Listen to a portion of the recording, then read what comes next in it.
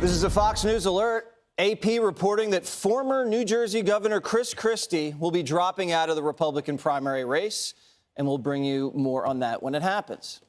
But first, the Hunter Biden circus rolling into Washington today. In a political stunt so obviously coordinated by the Democrats, Hunter crashing his own contempt House hearing 1 month after defying a congressional subpoena. Hunter sitting front row with his own whack pack of characters. Guy on the left, his bong-ripping sugar brother, and on the right, his lawyer, Abby Lowell. The smug first son answering no questions, but Republican lawmakers giving him an earful. You are the epitome of white privilege. What are you afraid of? You have no balls. If the gentlelady wants to hear from Hunter Biden, we can hear from him right now, Mr. Chairman. Let's take a vote and hear from Hunter Biden. What are you afraid of? Hold on. Order. I think that Hunter Biden should be arrested right here, right now, and go straight to jail. Excuse me, Hunter. Apparently you're afraid of my words. Whoa. Eventually, Hunter got bored of his own stunt and stormed out of the hearing a little early, but he couldn't escape these questions. Listen.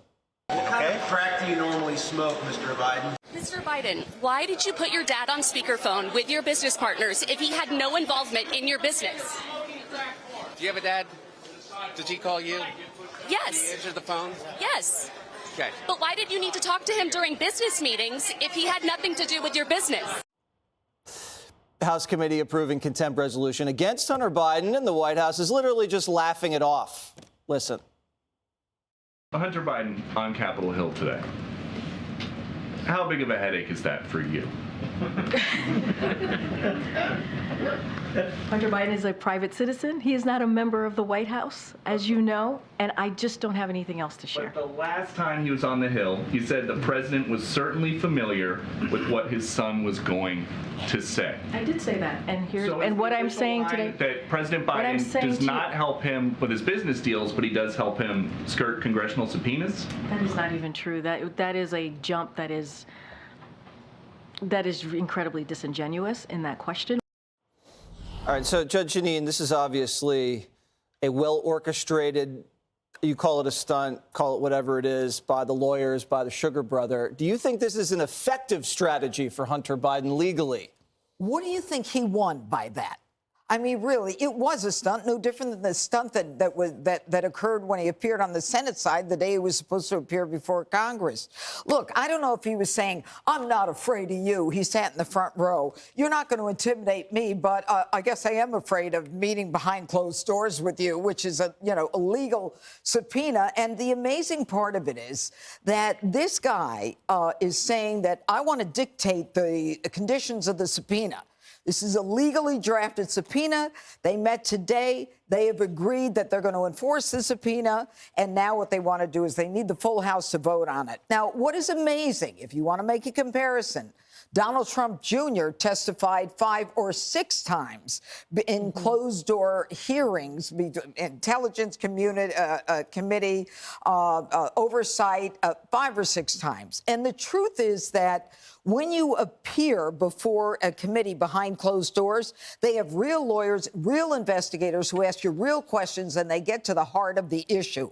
This claim that I want to testify in public because if I don't, they'll change my words. Number one, you can get the transcript for the words behind closed doors. And number two, it's nothing but a showtime for Congress people to get out there and try to get a bite that they can get on the news. Now, Jamie Raskin has always been a proponent of having these Congress people testify behind closed doors, and then they come out before the Congress in the open. And all of a sudden, they don't want that to happen here. And let me just say one more thing about this. They should hold him in contempt. The only question is whether or not the Justice Department will follow through.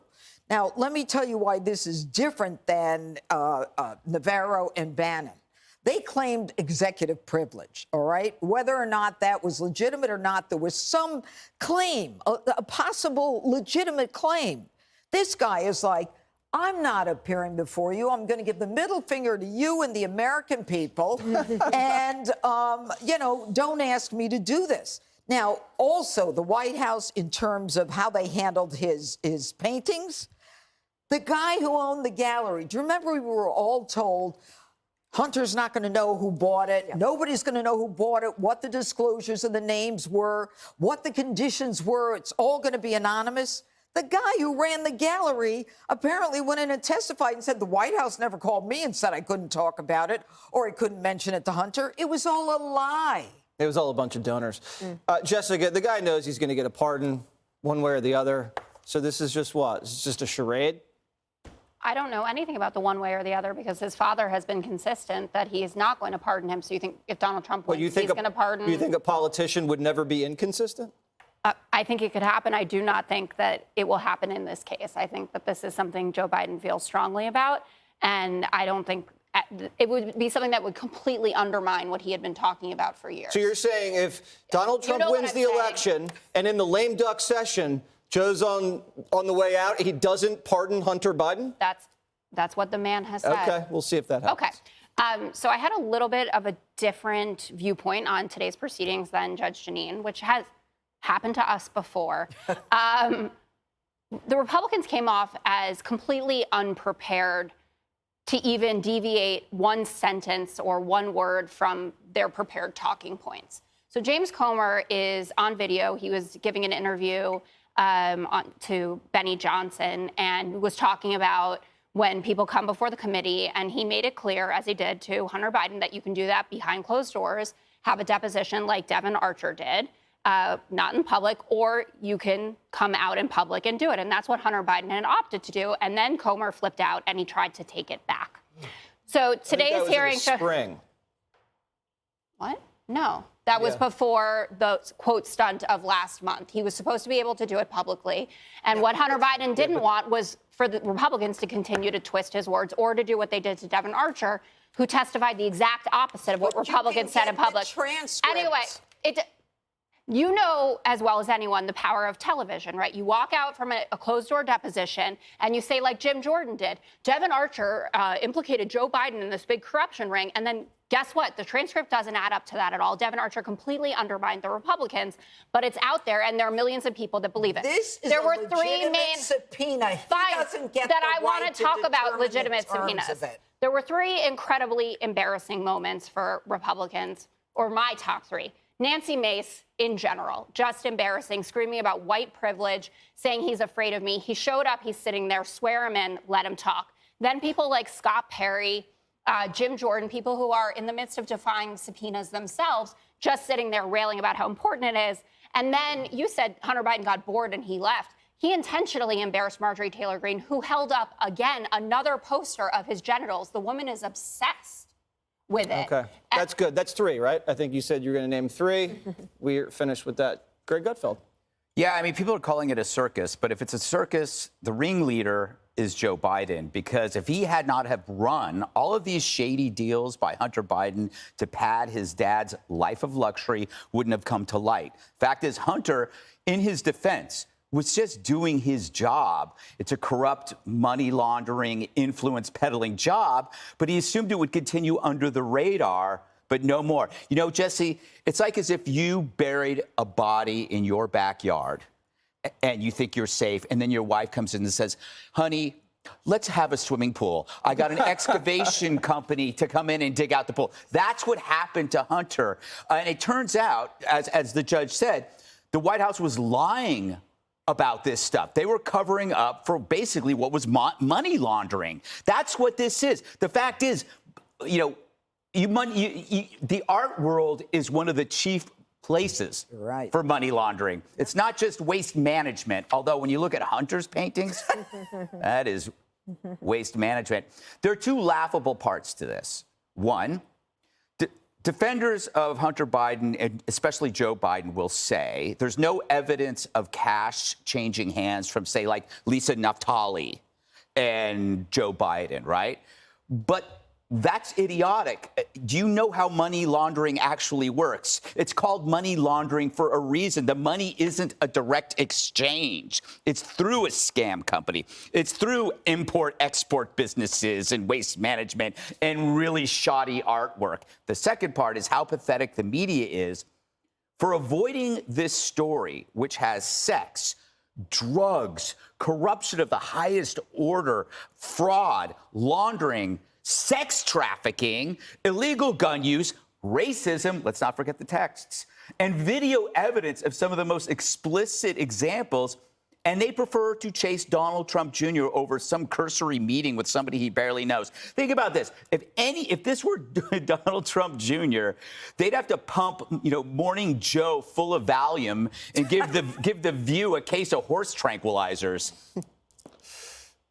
Dana P.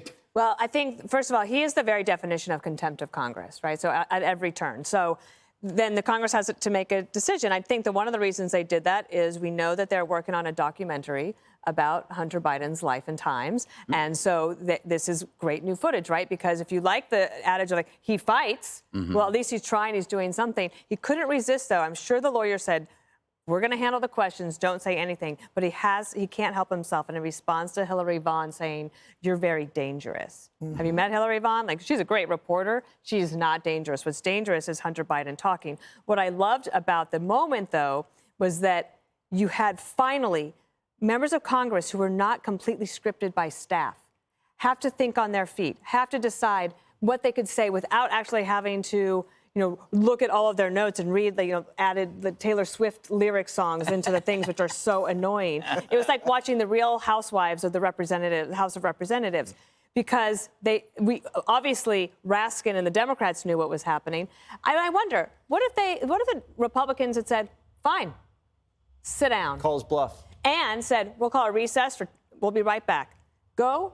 Get your ducks in a row and then come back. That would have been also and just hold up a bank record and say, well, where did this money come from? And make him sit there.